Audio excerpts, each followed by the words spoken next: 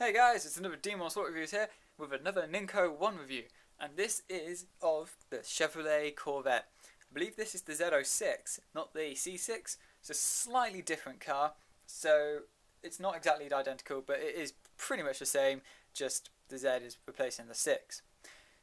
Straight away, it's quite eye-catching. It's in the Brazilian flag colours, and it's driven by Enrique Brinaldi and Street. I don't know his first name. But it is from the FIA GT series, which is a very popular and very good series to watch. And I've seen a few races on the TV. Watch it when my dad occasionally puts it on, because he has Motors TV and stuff like that. So as standard, you've got this box, which is a bit of pain, but that's how Ninco decided to do it. We've got the GM licensing, which I believe we had also on one of the Ford Mustangs. We actually had only Ford Mustang licensing on the previous one, and also don't forget to check out the Ford Mustangs. But Ninco, as well as Skeletrix are done the Corvette, but Ninco are doing the Z06, whereas Skeletrix are doing the C6R. And I think there are some varying differences, like individual looks and body. I mean, you don't really quite get that on the C6, and it is a bit of a different car and a bit of a different animal, really. So if we look here, we got Chevrolet Corvette GT3 Z06 Sangari, so 55024, which is the product code. And I believe this is a 2012 release, so it's quite an old car, and it's another one that you have to sort of keep your eye out for. Ninco 1 cars are one of those brands, really, that you have to really search for, but you can get them cheap. You can pick these cars up at good prices.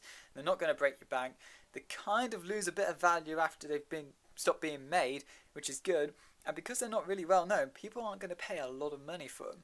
So Ninco 1 cars, if you're looking for building your garage up and having some cars that are all very on the same level as each other, Ninco 1 is the best range.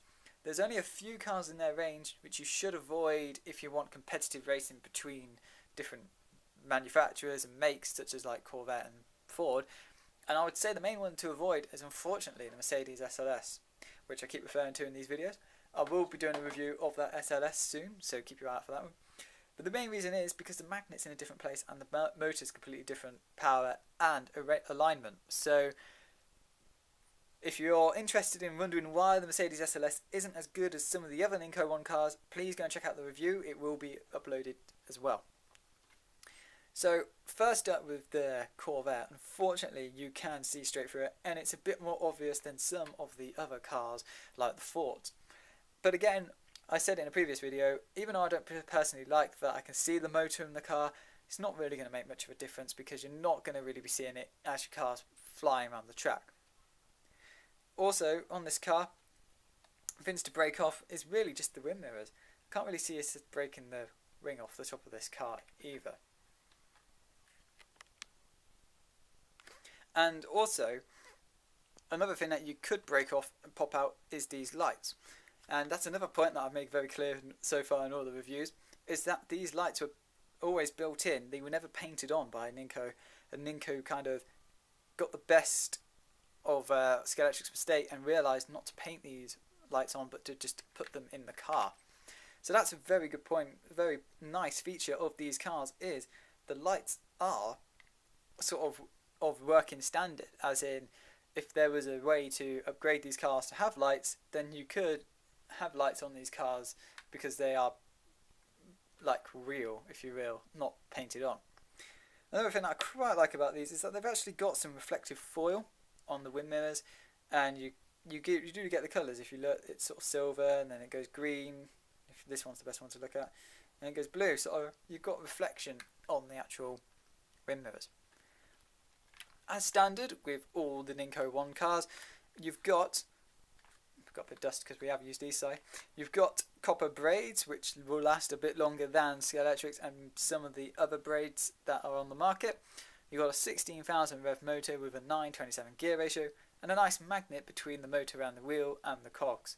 So you've got some very, very good alignment there and good balancing, really.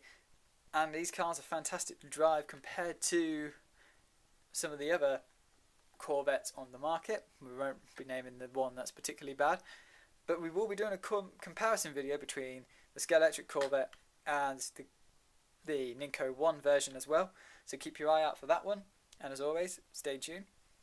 So thanks for watching. Please rate, comment and subscribe. I quite like this car. It's a vast improvement from Scalextric 1. It's very equal to some of the other Ninco 1 cars on the range, and they've got some very nice colour schemes out there on the market. I think they've even got a few made up fantasy ones, which again has allowed the company to make more and produce more from a very limited range of cars that they actually have. So again, this is another good car from Ninco. It's up to the scratch, up to standard, and as always, it's worth a buy. So if you see it on the internet or if you see it in a shop, go for it. Thanks for watching. Please like, please comment, please share it, and subscribe as well.